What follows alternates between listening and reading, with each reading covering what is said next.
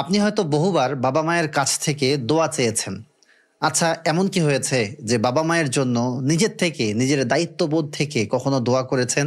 মজার ব্যাপার হলো, বাবা মাকে শুধু দেখভাল না, বাবা মায়ের জন্য দোয়া করাটাও কর্তব্য বা দায়িত্ব। যখন বাবা মা মৃত্যুবরণ করে, তখন বাবা মা সন্তানের দিকে মুখিয়ে থাকে, কখন আমার সন্তান আমার জন্য একটু দোয়া করবে। এজন্য পবিত্র কোরআনে আল্লাহ পাক রব্বুল আলামিন আমাদেরকে শিখিয়ে দিয়েছেন যে আমরা কিভাবে বাবা মায়ের জন্য দোয়া করব। এই বিষয়টা যদি ইম্পর্টেন্ট না হতো, তাহলে কিন্তু আল্লাহ তাআলা পবিত্র কোরআনে আমাদেরকে শিখিয়ে দিতেন না।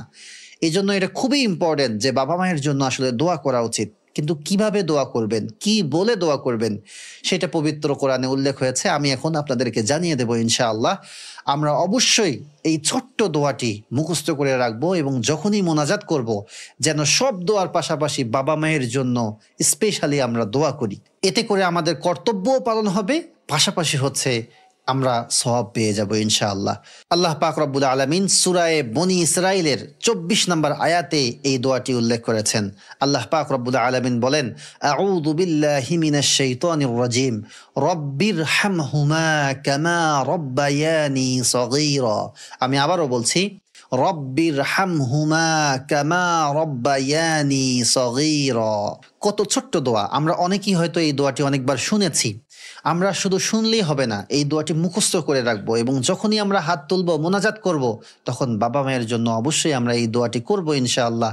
এতে করে ইনশাআল্লাহ আপনার অনেকগুলো ফায়দা হবে। তার মধ্যে প্রথম ফায়দা হচ্ছে, আপনি যে কোরআনের আয়াত তেলাওয়াত করছেন, যার কারণে আপনার আমলনামায় নেকি লেখা হবে। আপনার বাবা মা এই দোয়ার জন্য বিশেষভাবে উপকৃত হবেন ইনশাআল্লাহ। এবং আপনার বাবা মা আপনার জীবনে যে অবদান রেখেছেন, সেই অবদানের জন্য তারা হচ্ছে এটার প্রাপ্য। এই ছোট্ট এবং সুন্দর দোয়াটির অর্থ হচ্ছে, হে আমার প্রতিপালক, আমার পিতা মাতার প্রতি দয়া করুন, যেরূপ শৈশবে তারা আমাকে লালন পালন করেছেন। আল্লাহ পাক রব্বুল আলামিন আপনাকে, আমাকে, আমাদের সকলকে এই চমৎকার দোয়াটির উপর আমল করার তৌফিক দান করুন। আল্লাহুম্মা আমিন। সেই সাথে আমাদের যাদের বাবা মা বেঁচে আছে, আল্লাহ তাআলা তাদেরকে নেক হায়াত দান করুন এবং যাদের বাবা মা চিরকালের জন্য অনন্ত কবরে চলে গিয়েছেন, আল্লাহ তাআলা তাদের কবরগুলিকে জান্নাতের বাগান বানিয়ে দিন। আল্লাহুম্মা আমিন। আসসালামু আলাইকুম।